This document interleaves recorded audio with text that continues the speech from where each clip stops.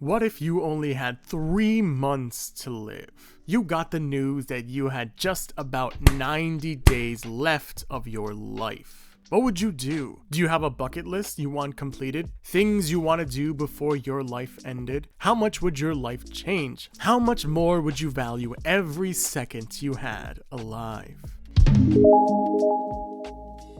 It's hard not to love, especially when there are so many different flavors of love. You want some cutesy best friend love story? Bam, we got a cutesy best friend love story. You want a fake romance that blossoms into a real romance? Buddy, we got you covered. You want revenge stories? Man, do we have revenge stories. The point is that there are so many different types of love in the world and on Webtoon. But one that I find that we interestingly continue to come back to is death. I should explain. There are many different romance drama-esque series that have our main character just straight up die tragically. However, while they do die, they get snatched up and thrown back years into the past, sometimes before they got into a toxic relationship, or before they got married, or just an arbitrary amount of years in the past. These love stories are great, mainly because they help people who are usually more down on their luck, shy, humble people take life by the horns and start caring for themselves. Not to mention, I'm usually a fan because it kind of corrupts our main characters. Not in the sense of being a villain, but also not that. I like what it does to our characters. The character arc of them starting to take care and actively fight for things in their life, being a little selfish but in a good way. I think a good example of this royal revenge romance is the series I talked about a little bit ago, I'm the Queen of This Life. An overall really fun series with some really cool character moments and arcs, but we're not talking about that royal romance. Instead, we're taking a look at a series that's been very enjoyable to me for some different reasons. That being, I thought my time was up.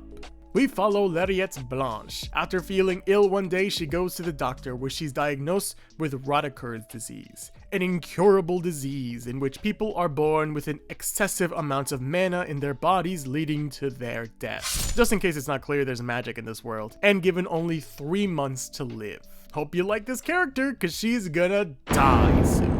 Anyways, after sulking for a little bit, which honestly is fair, she did find out she had a couple months to live. She bounces back real quick, making an entire list of things she wanted to do before her terrible, unavoidable, tragic death. A rather short list of 5 things before she kicks the bucket. A bucket list, if you will, including getting a cake for her friend, becoming independent, breaking off her engagement, dating a handsome man, and traveling out to the west. The series is basically just her following this list, checking off most things in a usually hilarious fashion, like when she broke off her engagement to Marques Segrev. This guy, him. At first, she wanted to be respectful about it, but after he was the worst person ever, she decided to hang him upside down using tree roots using magic, calling him vermin with only a slightly evil smile, which we love. Becoming independent by calling out her incredibly toxic family and burying her brother, leaving only his head in the open. There's a lot to enjoy about this series, and it has a lot of what I think makes the royal revenge romance stories very enjoyable, but with just enough changes to make it feel fresh and exciting. Instead of having those time travel reincarnation things, having a direct time limit makes things weirdly exciting. Like series in a similar caliber have our main character know their fate and try to desperately avoid it or change it, sometimes realizing that fate is very hard to be avoided, sometimes using it to shift onto others, or sometimes nothing at all but just some fun coincidences. Meanwhile, adding a direct time limit adds a little suspense. We know what's gonna happen, the question is now,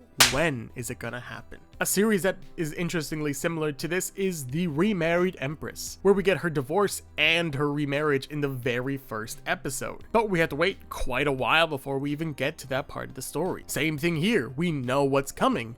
Well, if there was a direct time limit. You see, there's a twist at the very beginning of the series, which feels like that's not what a twist is, but that's besides the point. Anyways, the twist is that Dr. Zakovs, the doctor who diagnosed her, got it wrong. She's not terminally ill. She's not gonna die in 3 months. She doesn't have a time limit. Great news, right? She's not gonna die. If I gave you $1 million and told you had 1 hour to use the money and I take the rest away, you'd spend as much as you can as fast as you can. Obviously, you got nothing to lose. Yeah, Lariat kind of had the same idea. She lived a little too fast and a little too recklessly, which actually brings us to the standout features of this series, mainly our main characters, Lariat and Duke Kandel. Let's talk about Lariat. Lariat really stands out in a lot of fun ways. Like I mentioned before, she comes from an incredibly toxic family, which is always fun to see. Her parents are both awful, wanting to sell her off to the highest bidder, not to mention her brother, the golden child, receiving all the attention, love, and magic classes, all of which didn't help him from being a spoiled little brat who I hate. Someone who looks down at our main character, and we get to see the extent of that abuse, pouring drinks on her head and kicking her out of dinner because he felt bad. But because of this treatment, she never got a chance to shine, even if she's much more talented than her dumb brother. And luckily she does get a chance to prove it as she leaves the family, which actually brings us to the love part of the love story. Lariat and the main love interest so far, Duke Kandel, I mean, he's on the cover after all, and the flash forwards, intro, whatever, both of which at first seem to fit the standard romance rules. However, what's interesting is how different they actually are from the standard roles. Not only is Lariat magically gifted, we've seen her use magic in some really cool moments, but she's not one to beat around the bush. Thinking she only had 3 months to live made her really want to do number 4 on her list really quickly. That being date a handsome man, even if it is for 3 months. And oh boy, does she want to date a handsome man. Which is actually weirdly refreshing.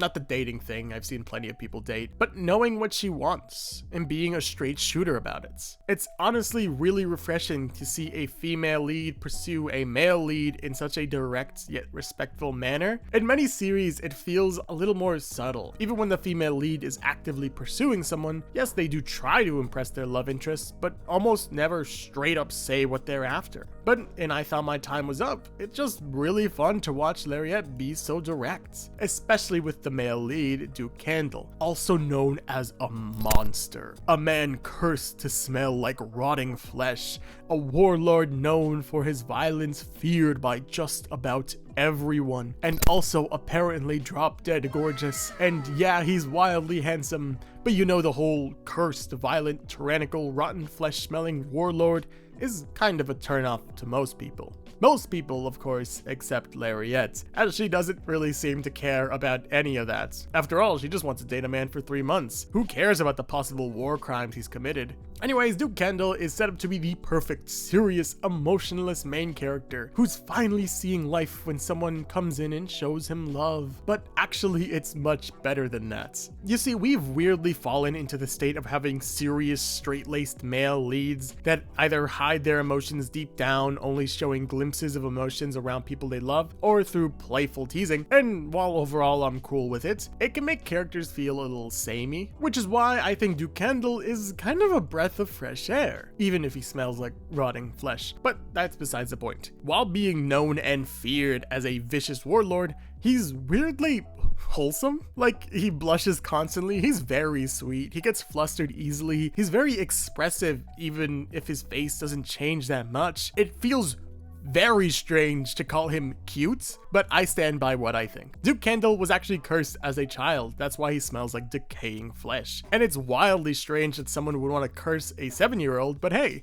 some people are very petty. Anyways, it's the reason he's remained so distant from people. That and his bad reputation led him to be alone most of his life, being found either as terrifying or disgusting, and things he's actually started to put on himself, as he's tried to stay away from most people because of it. But it's also the reason that Lariat is able to break down his walls so quickly. It's because she has enough mana to actually purify his curse. Not to mention, she's not put off by any of what Duke Kandel views poorly about himself, which I do love. There's not a lot that I love more than watching people actively help others see themselves in a better light. It's been a very sweet series. Like, I love the royal revenge romances, but they're often bogged down by drama and problems arising. And while I love watching our main character dodge and weave social drama and issues and come out on top and prove the haters wrong, sometimes a nice, sweet love story is really all we need. So make sure to check out I Thought My Time Was Up, updating every week on Webtoon.